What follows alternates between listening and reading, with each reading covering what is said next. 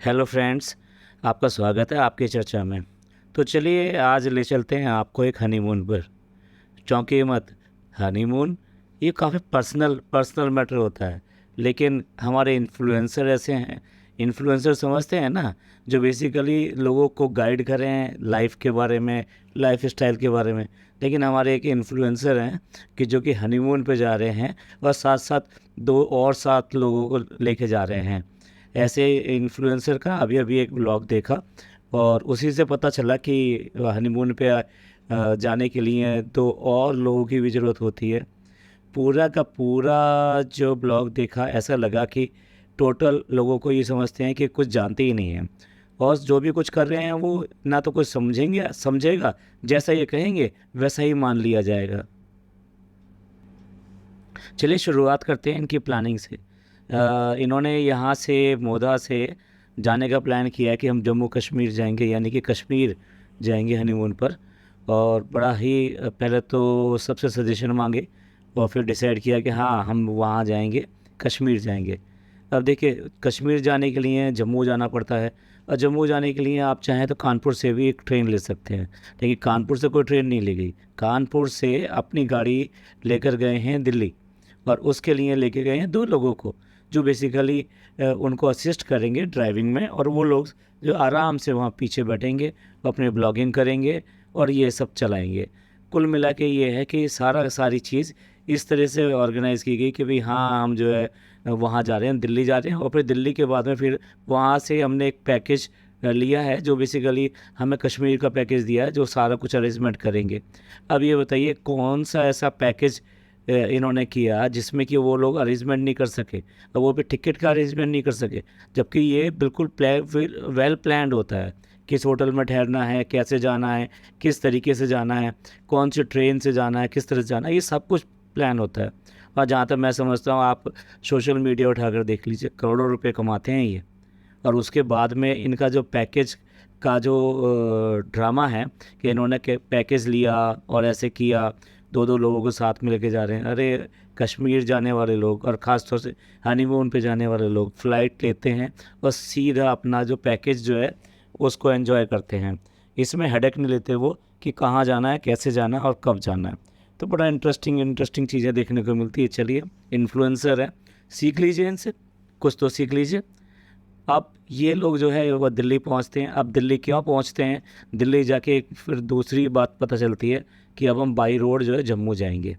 ठीक है, कोई दिक्कत नहीं है, क्योंकि आपको पहले से ही ऑलरेडी 2 फ्रेंड, जिनको आप ड्राइवर कह लीजिए या कुछ भी कह लीजिए, वो लेकर आए हैं।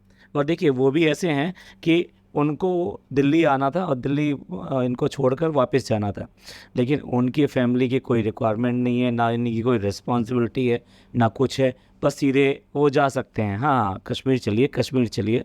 उनको कश्मीर घुमाने ले जाना है और उनको कंफर्टेबल फील कराना है, उनके ब्लॉगिंग बनने हैं, उनकी जगह जगह की शॉपिंग होनी है, जगह जगह की व्यू पॉइंट्स होने हैं।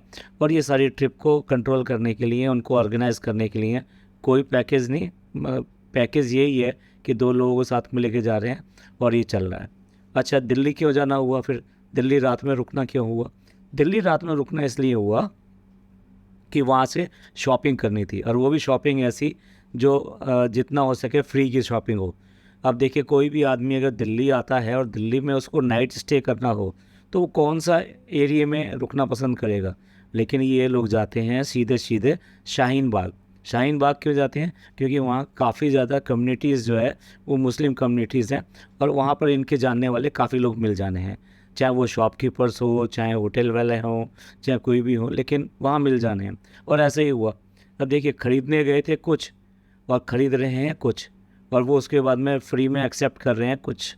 तो ये बेसिकली ये कुछ कुछ कुछ जो है, ये बहुत कुछ है जो हम लोगों को दिखाने के लिए होता है, लेकिन एक्चुअल में ये दूसरी चीज़ है। और इस तरीके से फ्री की शॉपिंग हुई और चल पड़े अपने टूर पे। चलिए, अब चल पड़ते हैं सीधे के सीधे कश्मीर के लिए। अब कश्मीर के लिए जाते हैं तो पूरी ड्राइविंग चल रही है, कहीं पर भी हमने नहीं देखा कि खालिद ने कोई ड्राइविंग करी हो। दोनों अपने एंजॉय कर रहे हैं, उस ड्राइविंग सफ़र को एंजॉय कर रहे हैं और जा रहे हैं सीधे जम्मू के लिए। रास्ते में एक जगह रुकते हैं, और देखिए इनोवेशन देखिए, और नई नॉलेज आपको दी जा रही है कि हल्दीराम एक ऐसा रेस्टोरेंट है जहाँ बेसिकली ओनली नमकीन्स और ये सब मिलते हैं। वहाँ बाकी चीज़ों का हमें तो पता ही नहीं था कि वहाँ पे खाना भी मिलता है, और हाँ रसगुल्ला भी मिलता है, जिसका उल्लेख जो है ख़ास तौर से खालिद ने किया कि इसमें तो रसगुल्ला भी है। एक कुछ और इंटरेस्टिंग चीज़ें भी इस ब्लॉग में देखने को मिलती है कि ब्लॉगिंग कैसे करनी चाहिए। ब्लॉगिंग ऐसे करनी चाहिए, सारी चीज़ें शेयर नहीं करनी चाहिए, एक बार में शेयर नहीं करनी चाहिए। ब्लॉगिंग का मतलब होता है कि आप उनको दिखाएंगे, आप सारी चीज़ें नहीं बताएंगे। ये सारी चीज़ें हमें इस ब्लॉग से बड़ी अच्छी तरह से सीखने को मिलती है। दूसरा ये भी सीखने को मिलता है, जो भी कुछ करना है वो वीडियो पे करना है, और वीडियो पे भी जब तक वो दिखाएंगे नहीं तब तक वो मज़ा नहीं आएगा।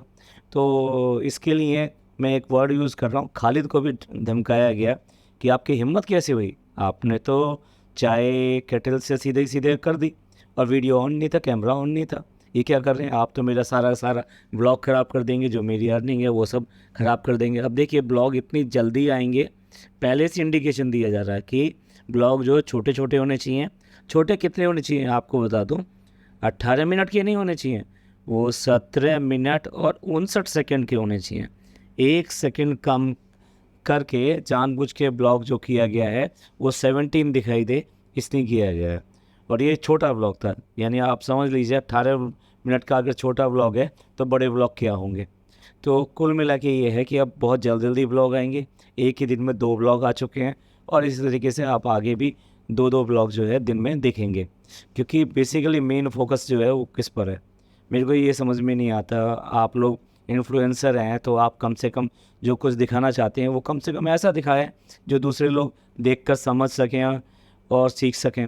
अब देखिए कहाँ हनीमून पे जाने की बात हो रही थी और कहाँ ये टूर चल रहा है। और दूसरी बात ये कि जो भी कुछ दिखाएं वो कम से कम ऐसा हो कि लोग बिलीव कर सकें।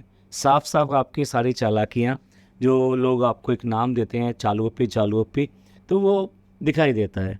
ब्लॉग देखते हुए ऐसा लगता है कि हम जिसका ब्लॉग देख रहे हैं वो शायद आजकल की किसी भी टेक्निक से, किसी भी चीज़ से वाकिफ़ नहीं है। यानी कि आप ये समझ सकते हैं कि आधार कार्ड क्या होता है और पासपोर्ट क्या होता है उसे पता ही नहीं है। ऐसा लगता है कि जो हमारे जो इन्फ्लुएंसर हैं वो, उनको बेसिक एजुकेशन भी पता नहीं कितनी है या नहीं है। या फिर ये एक ख़ास ऑडियंस के लिए ऐसी बातें की जाती हैं। ऐसा ही लगता है मुझे तो कि शायद ख़ास ऑडियंस के लिए ही ऐसी बातें की जाती हैं। अदरवाइज़ ये नहीं पता हो कि आधार कार्ड की क्या इम्पोर्टेंस है और उसकी क्या इम्पोर्टेंस है पासपोर्ट की। अगर आप जा रहे हैं कहीं पर भी तो होटल वाले तो मांगेंगे ना आपसे, बेसिकली प्रूफ मांगेंगे, और वो प्रूफ क्या होता है, वो आधार कार्ड ही होता है, और उसी से पता लगता है आदमी की पहचान। तो ये तो बेसिकली सिक्योरिटी के लिए ज़रूरी है, बहुत ज़्यादा ज़रूरी है। पर फिर भी उन्हें पता नहीं है कि इनकी इम्पोर्टेंस क्या है, पता नहीं बेसिक एजुकेशन क्या है क्या नहीं है। लेकिन आपको तो पता ही है वो ग्रेजुएट हैं और उन्होंने एक डिप्लोमा भी किया हुआ है।